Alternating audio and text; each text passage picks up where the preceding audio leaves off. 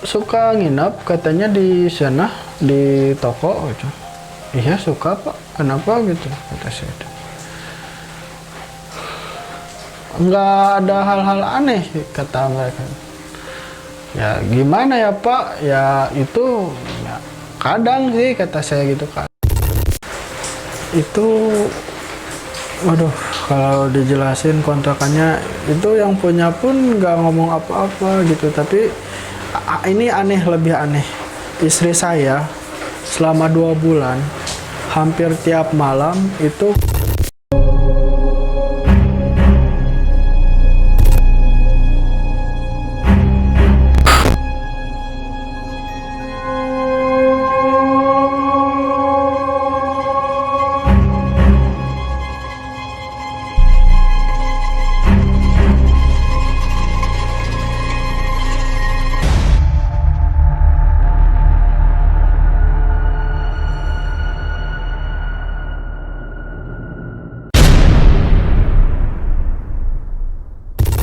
Assalamualaikum warahmatullahi ta'ala wabarakatuh.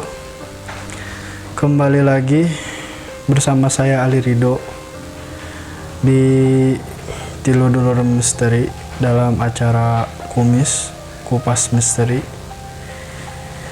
Pada kesempatan kali ini saya hanya sendiri saja, tidak ada narasumber ataupun Kang Ian dan lainnya. Saya juga ditemani oleh Kang Sadat di belakang layar.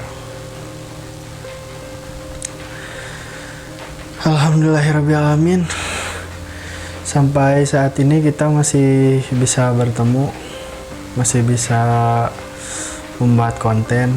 Mudah-mudahan makin hari konten kami dapat menghibur dulur-dulur semua yang dirahmati Allah Subhanahu wa Ta'ala. Amin. Nah, kali ini saya akan menceritakan tentang pengalaman mistis saya dari awal sampai akhir, mungkin sampai sekarang. Sebenarnya dari awal sudah sempat dibahas di Kumis yang live sama Kang Ian, itu udah sempat dibahas, tapi saya mungkin akan bahas lagi sekelebatnya aja sampai kemarin. Kisi-kisinya mungkin dulur-dulur juga belum ada yang nonton. Nah sekarang nonton, terima kasih yang sudah pada nonton, juga saya ucapkan terima kasih.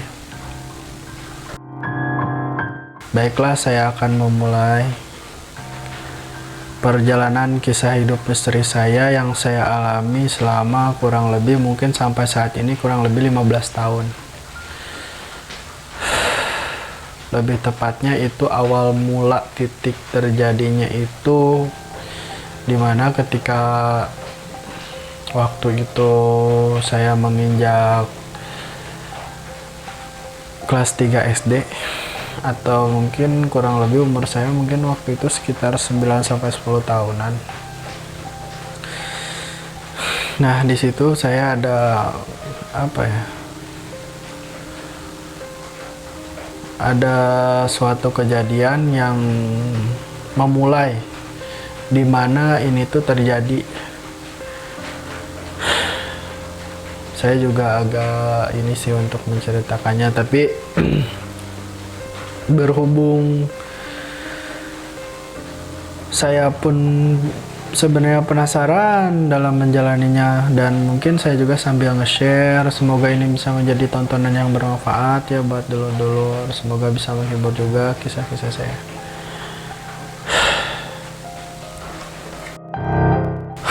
Jadi awal terjadinya ketika waktu itu saya ingin membeli sebuah sepeda, karena ya teman-teman sebaya saya pada udah punya sepeda gitu, sementara saya belum kan. Saya ini ke kakek tuh, karena saya tinggal sama kakek dan nenek saya, minta sepeda gitu, kek pengen sepeda dong. Kata kakek kan ya udah boleh, tapi waktu itu emang lagi belum ada uang katanya. ibu saya juga belum ngirim uang, tapi ada TV. Waktu itu di TV juga jarang dinyalain dan saya juga jarang nonton gitu. Waktu itu karena di lingkungan saya tuh kan pesantren, itu emang nggak boleh sebenarnya ada TV, cuman ya waktu itu emang bawa ibu saya aja. Nah, sampailah nelpon ke ibu saya, katanya TV mau dijual, mau digantiin sama sepeda. Ya udah nggak apa, akhirnya TV dijual, gantiin sama sepeda. Belilah akhirnya. Setelah kejual TV itu kita mau beli sepeda. Di dalam perjalanan, saya kan kampung saya tuh di bawah gunung, di bawah bukit lah, bukan gunung. Itu mau ngelewat jalan tuh emang udah ada jalan mobil gitu, jalan aspal, tapi emang jarang kendaraan. Waktu itu tahun 2006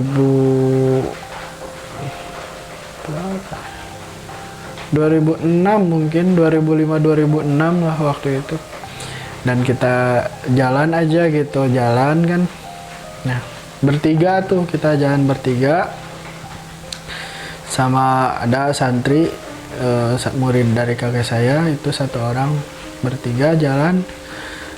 Nah, dalam perjalanan itu saya tiba-tiba bilang kayak gini, "Pih," gitu.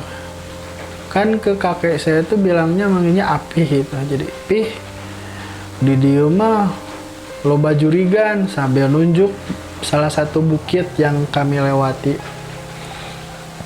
Itu istilahnya di kampung kita sering dibilang Gunung Bandera gitu. Gunung Bandera itu terletak di komplek ada namanya Situhejo di sana. Nah, lewat situ kita tiba-tiba aja itu spontan bilang, "Pih, di sini ada jurigan." Padahal saya juga itu wallahu alam ya, mungkin karena umur saya masih bocil juga. Waktu itu tiba-tiba spontan bilang kayak gitu dan nggak ngerti aja. Ya udah, sampai kakek saya pun nggak peduli gitu, kayak nggak peduli. Ya udah, kita ke kota aja gitu beli sepeda. Nah, pulang dari beli sepeda itu, bukannya main-mainin sepedanya ya, dulu saya tuh malah sakit selama 20 hari. Nah, waktu sakit itu saya lemas, gak bisa bangun. Pokoknya itu bisa dibilang agak aneh juga sih sebenarnya, kurang wajar lah gitu kalau menurut saya. Karena waktu selama sakit 20 hari itu entah kenapa saya seperti kadang merasa kembali ke masa lalu gitu. Ingatan-ingatan dari masa lalu saya tuh kembali selama waktu itu, padahal usia saya masih 10 tahun. Dan mungkin karena saya korban perceraian orang tua juga, itu usia saya dari 1 sampai 5 tahun itu saya nggak ingat waktu umur itu. Tapi ketika ada peristiwa itu, tiba-tiba aja gitu, ingat aja, kayak datang aja itu. Kayak dulu saya nggak tahu muka bapak saya jadi tahu kejadian-kejadian apa aja di masa lalu tiba-tiba teringat gitu. Nah, itu sih hal-hal yang banyak banget. Kayak selama 20 hari itu bener-bener bener-bener ya gitu aja gitu, sampai akhirnya berjalan ke sini.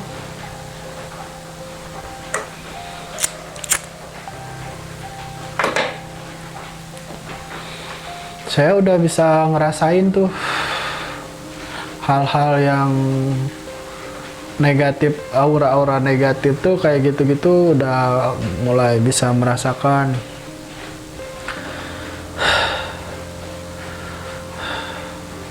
Sampai mungkin waktu itu kelas 6 SD, tepatnya bulan Ramadan. Kan kalau di kita tuh kalau misalkan bulan Ramadan tuh suka terkenal namanya ngabuburit gitu. Nah, ngabuburit saya tuh bisa dibilang kesorean gitu, karena berangkat aja jam 5 gitu. Saya berangkat jam 5, kebetulan ngelewatin yang bawahnya yang Situ Hejo itu. Jadi Situ Hejo itu jalannya ada lagi satu jalur lagi namanya Batu Gede. Nah saya di situ ada batu gede banget. Saya lewat situ jam 5 itu, jam 5. Nah otomatis kan nyampe tuh kurang lebih kan suka di rel kereta dulu ya, perjalanannya sekitar setengah jam. Sampai sana setengah jam itu orang udah pada cabut ya, saya beli rujak waktu itu nggak saat cabut, saya balik lagi. Nah di tengah perjalanan itu udah mau jam 6 gitu, saya tuh udah maghrib sendiri gitu ngelewatin Batu Gede itu. Saya jalan, entah mengapa saya ngerasain ada hal yang aneh juga, ada yang seperti ngeliatin, ngikutin dan lain sebagainya. Saya udah pulang aja pulangnya. Maghrib tuh, habis maghrib saya pulang ke rumah tuh kayak gitu lagi, kayak waktu itu lemes, tapi ini pusing, panas segala macem, nggak tahu kenapa. Itu pusing banget, mual gitu segala macam. Itu, waduh. Sampai saya minta susu ke nenek saya segala macam lah, pusing nggak kuat saya. Sampai Isya kakek saya datang kan habis dari masjid, tek menawan cina budak kenapa gitu ya anak. Nah dari situ saya tiba-tiba hilang kesadaran aja gitu, nggak maksudnya nggak hilang kesadaran pun ya, tapi masih agak sadar, tapi ini tangan gerak-gerak sendiri. Dulu tangan saya gerak-gerak sendiri sama pokoknya badan tuh kayak ada yang ngendalin gitu. Itu pertama kali saya kesurupan.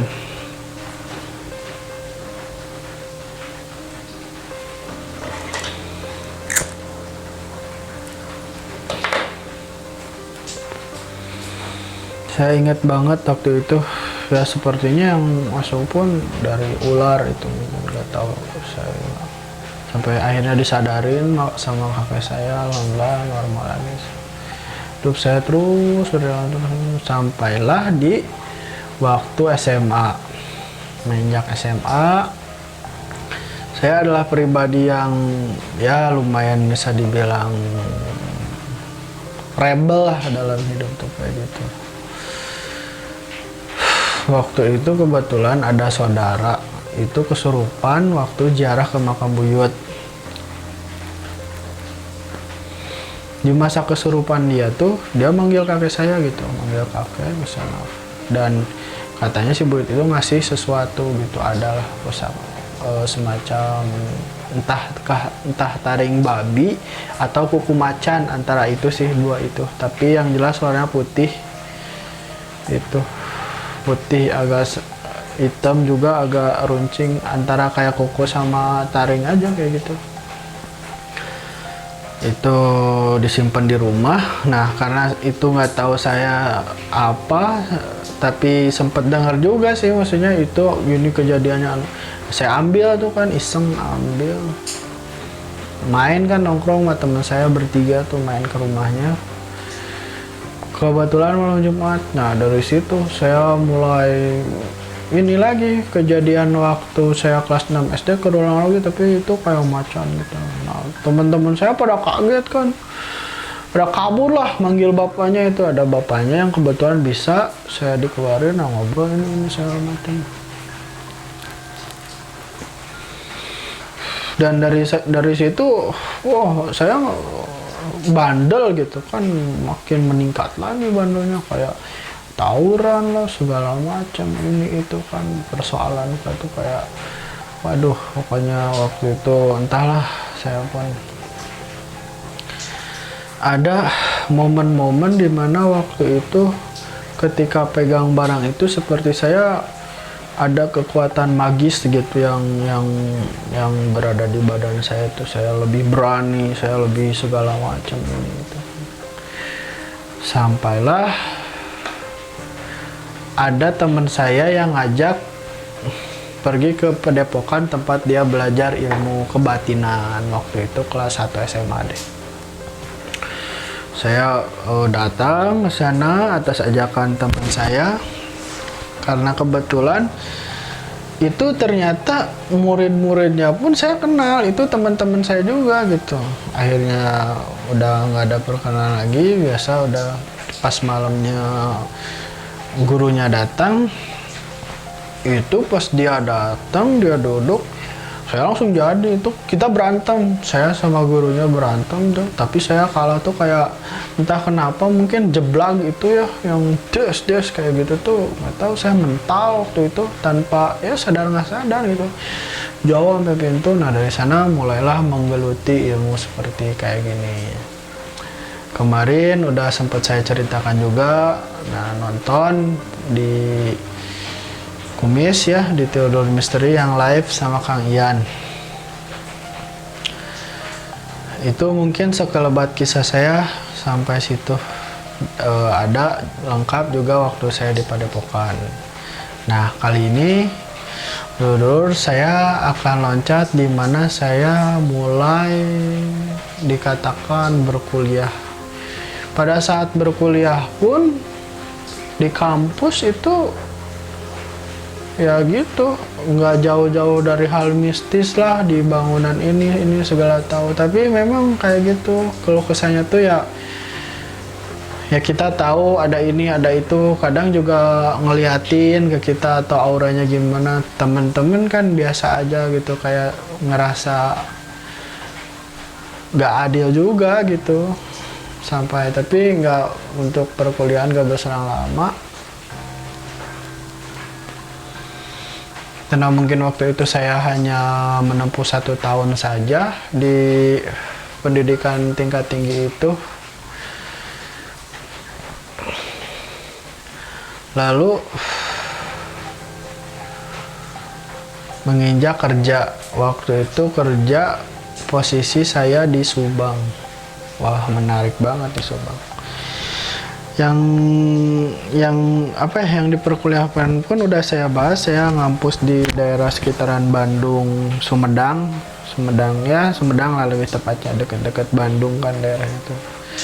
Ada salah satu PTN saya berkuliah di sana. Saya kemarin sempat sedikit bercerita. Nah saya bakal loncat ke cerita yang waktu kerja. Ini menarik banget. Waktu saya kerja di sebuah retail minimarket, waktu itu saya ditempatin di situ di Subang, tepatnya di daerah Parigi Mulya, Kecamatan Cipunagara, waktu itu perbatasan sama Indramayu, Haurgalis.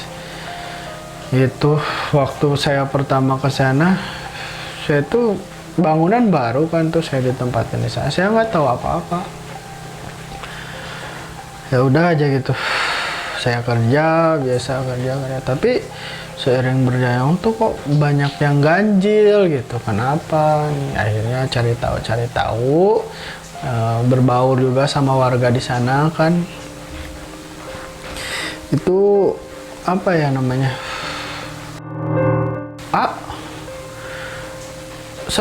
suka nginep katanya di sana di toko gitu. Iya suka pak, kenapa gitu kata saya. Nggak ada hal-hal aneh kata mereka. Ya gimana ya pak, ya itu ya, kadang sih kata saya gitu, kadang kata orang sana teh kok berani gitu nginep di situ, padahal nah ceritalah akhirnya orang sana tuh, katanya bangunan itu dulunya bekas rumah kepala desa. Dan rumah itu sebelum dibangun jadi retail ini yang baru tuh udah ditinggalin selama 15 tahun dan hampir hancur. Dulunya rumah bagus itu, 2 tingkat, gedung lah kalau di desa disebutnya. Paling kaya kan kepala desa.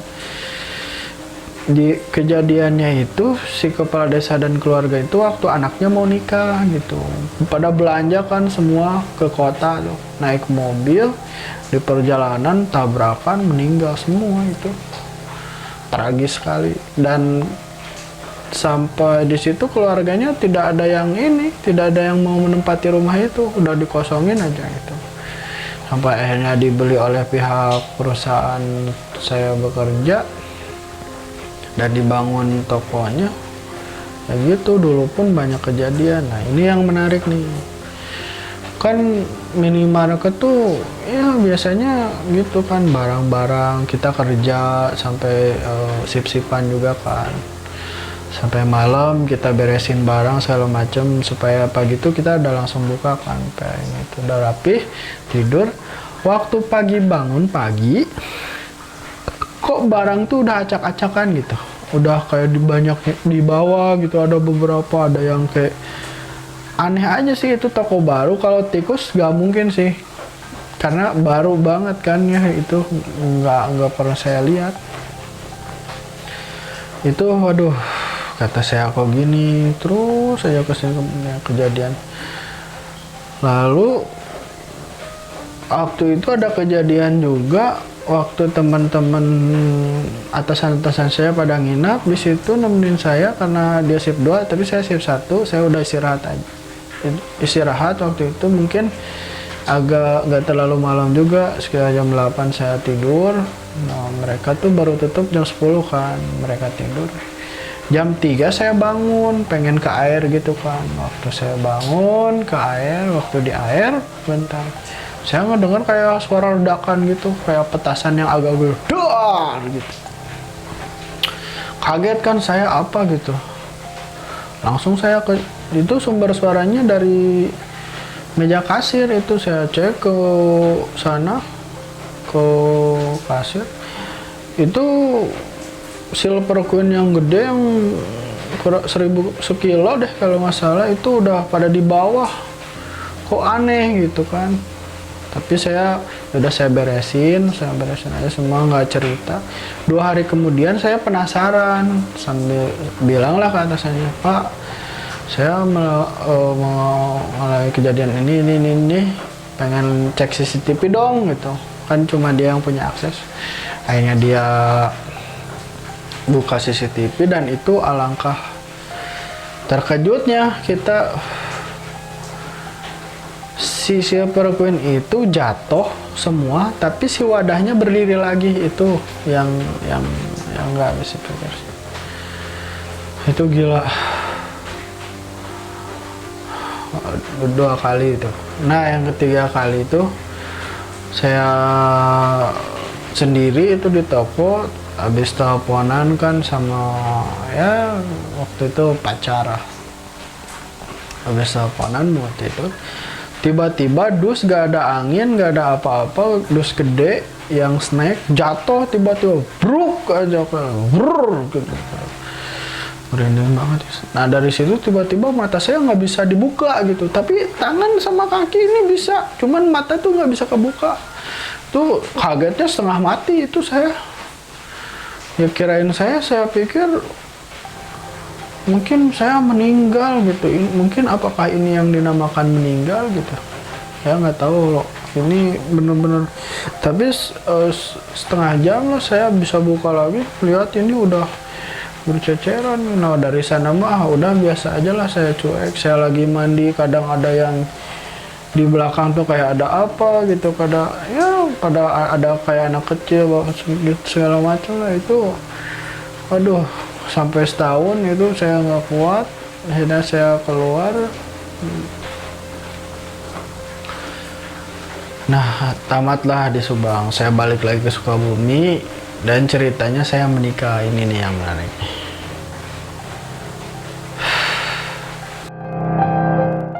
Dulur-dulurku dimanapun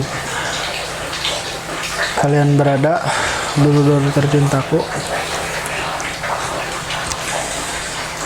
Nah lanjut ke bagian dimana saya memulai berumah tangga. Awal-awal pernikahan saya itu kami ngontrak, saya sama istri saya mengontrak di salah satu kontrakan. Itu waduh, kalau dijelasin kontrakannya itu yang punya pun nggak ngomong apa-apa gitu. Tapi ini aneh, lebih aneh. Istri saya selama 2 bulan hampir tiap malam itu kesurupan. Kalau enggak tengah waktunya tuh 2 malam sekali. Itu kesurupan gitu. Padahal biasanya enggak gitu. Nah ini sih yang nggak saya ngerti, kok bisa gitu kayak gitu.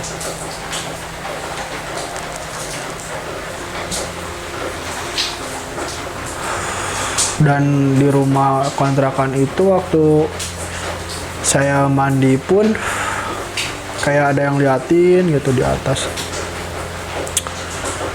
Tapi ya alhamdulillahnya setiap istri saya kesurupan ya saya bisa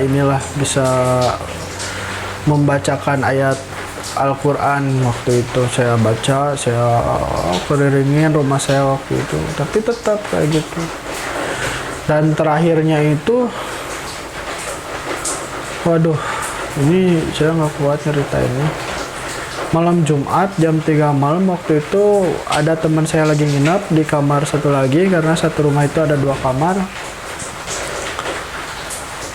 Istri saya kesurupan dan kami berusaha untuk keluar. Dan waktu keluar, di belakang tuh kayak kebun gitu dan ada pohon jambu. Di atas pohon jambu tuh, aduh ya Allah, merinding banget ini. Itu ada sosok putih nampakin, bener-bener itu. Kita mau kabur tapi wah, ini kalau misalnya kabur ya khawatir juga sama istri saya kan. Akhirnya kita bawa istri saya ke dalam, kita bacain ayat Al-Quran, baca Al-Quran di sana terus aja sampai pagi. Alhamdulillah waktu itu saya terakhir ngontrak di sana, saya cabut. Dan di kontrakan-kontrakan lain pun ya seperti gitu, kayak ada yang liatin itu sampai di sini. Istri saya pun waktu lagi saya hamil kayak dia ngelihat ke atas gitu. Nah itu waduh, banyak banget sih. Dulu kalau saya ceritain semuanya bakalan panjang banget sih. Saya aja ini ceritainnya lemes banget, ngingetnya aja aduh, gak mau deh saya ngalamin gitu terus gitu. Sampai akhirnya ya Kang Ian berinisiatif untuk membentuk Tilodon Misteri waktu awal-awal sama Ustadz Acun. Di situ saya seperti mulai merasakan kembali energi gitu, banyak yang masuk energi segala macam sampai saat ini gitu. Dan saya tuh udah lelah. Saya udah lelah dengan semua ini, saya ingin mengakhiri gitu. Kejadian-kejadian yang saya alami ini membuat saya berat, saya frustasi, menurut saya ini bukan hanya sekedar ini gitu. Bukan hanya sekedar kelebihan lah, bisa dibilang orang bilang kelebihan, tapi saya sangat mengeluhkan. Ini sangat terasa hati saya lemas gitu kan.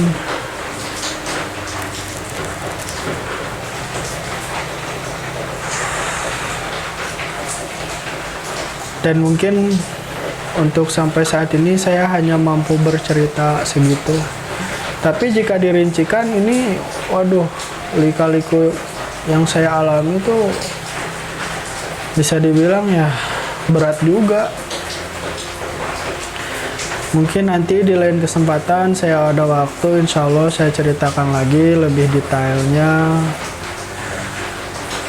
Mungkin untuk kalian yang mengalami kejadian atau pengalaman seperti saya, boleh komen, ataupun kalian tahu apa penyebab atau segala macam ini itunya, boleh di komen. Dan jangan lupa like ya, subscribe juga, sharing ke teman-teman kalian. Terus jangan skip iklannya ya. Makasih. Baiklah, mungkin saya akan akhiri sesi kumis kali ini tentang pengalaman pribadi saya sendiri yang bisa dibilang agak memilukan, pahit juga. Ya, baru kali ini saya cerita, saya ada media, saya bisa menyampaikan ke dulur-dulur.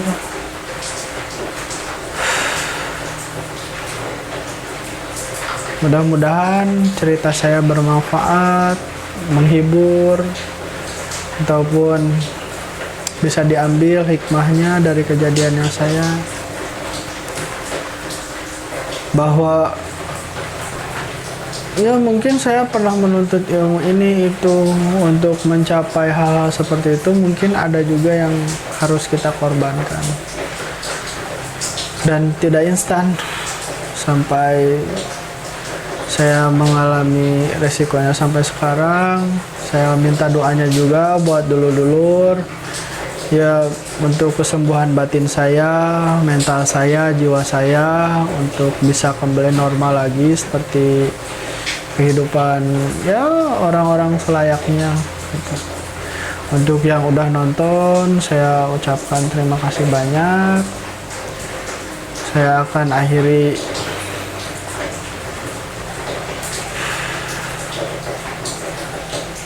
sampai jumpa lagi.